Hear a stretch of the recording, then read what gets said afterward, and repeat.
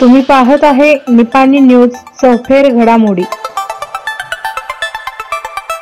मुलाशी झालेल्या भांडणाचा राग मनात धरून वडिलांची अल्पवयीन मुलास मारहाण।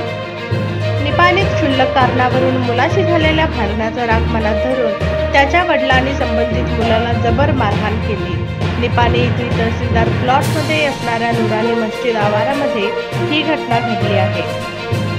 मारहाण करण्यात आलेल्या अल्पवयीन मुलाच्या पालकांनी निपाणी शहर पोलीस स्थानकामध्ये याबद्दल फिर्याद दाखल केली आहे।